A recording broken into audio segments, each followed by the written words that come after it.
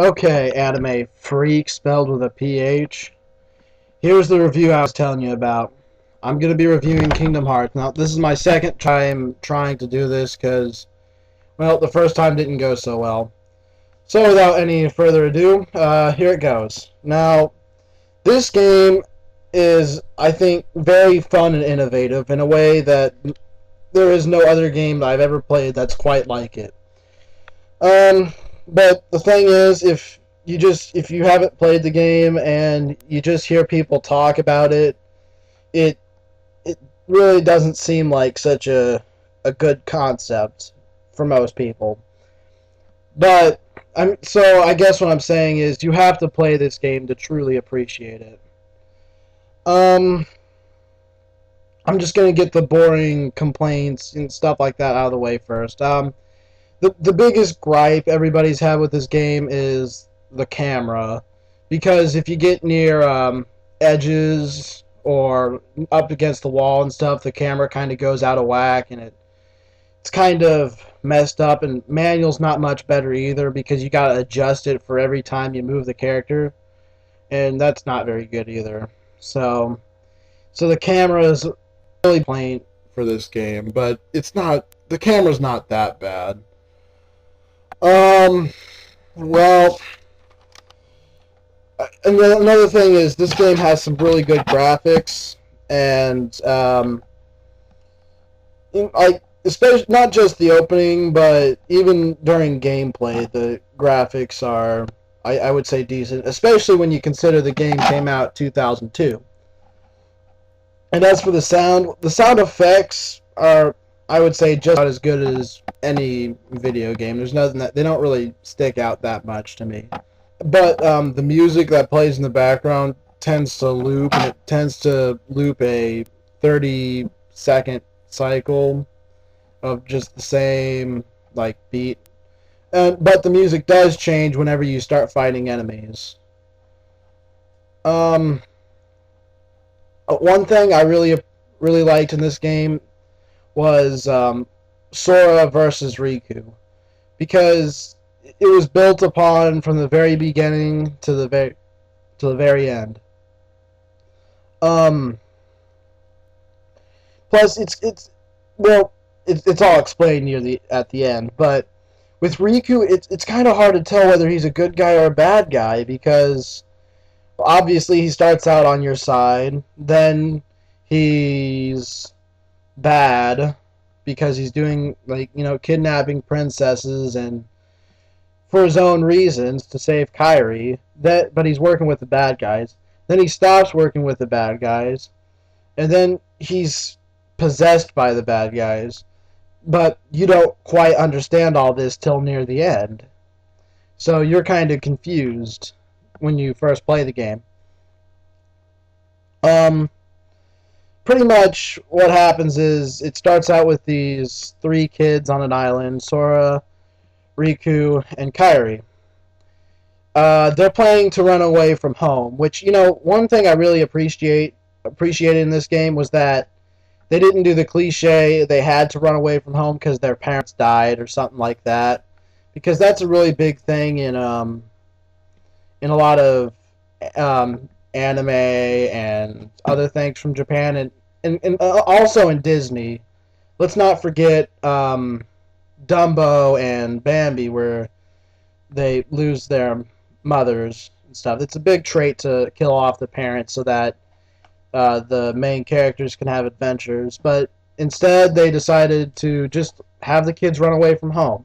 Well, they didn't actually get to run away from home because, like I said, the Hearts come and destroy their island. Heartless are like dark parasites that eat from the world and try and disembowel it with darkness. Pretty much, they're very dangerous, but a lot of them look really cool and scary, while some of them look kind of goofy and not threatening at all. But I still think they're a pretty cool enemy. In order to stop these Heartless, there has to be something called a Keyblade Master. Now, the Keyblade Master is this chosen person that has a huge amount of light in his heart that can control the Keyblade, which is this natural weapon used to fend off darkness, what the Heartless are made out of. I should have mentioned that the Heartless are actually people that don't have hearts, hence the words heartless. That's pretty much what happens when you lose your spiritual heart, not your literal pumping heart. Is you become this dark parasite that eats out the world, like I was saying.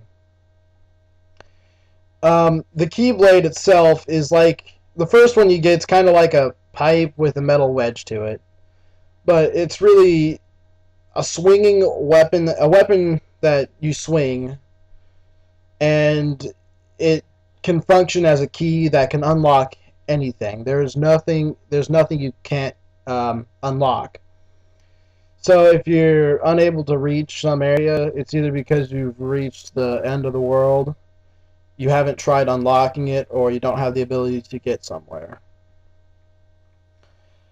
So, there's nothing you can't get through because the Keyblade unlocks everything, like I said. At this point of the game, after Sora gets his Keyblade, he meets not one set of guest stars, but two sets of guest stars that help move the plot along. Disney and Final Fantasy. And when people heard this, it was like no one knew what to expect, because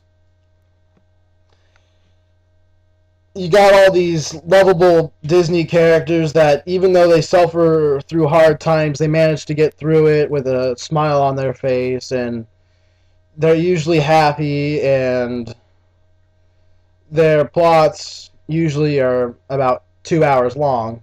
While with Final Fantasy, it's got a lot of self-absorbent heroes that suffer through very, very deep plots. And I guess Kingdom Hearts has both of those concepts. It's got a deep plot,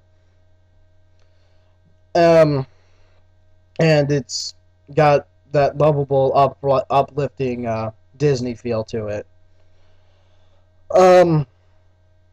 Now, why was it they did this? Well, Square Enix is the ones who created this game, and their biggest success was Final Fantasy. So when they decided to put Disney guest stars in it, the Final Fantasy guest stars just kind of naturally came. The reason for these Disney characters was because they're wanting to make a plot with multiple worlds, but the problem with that is they wanted each world to feel especially different.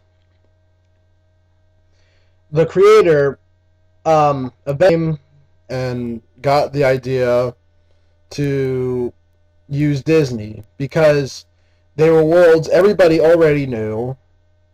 Because, I mean, I don't care how cool you are, you've seen a Disney movie sometime in your life. Or you will. And he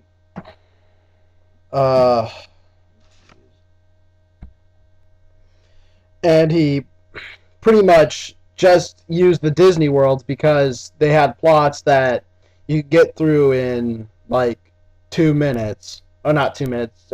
Original plots were 2 hours, so he could get through those plots of those worlds really fast to get back to the main story.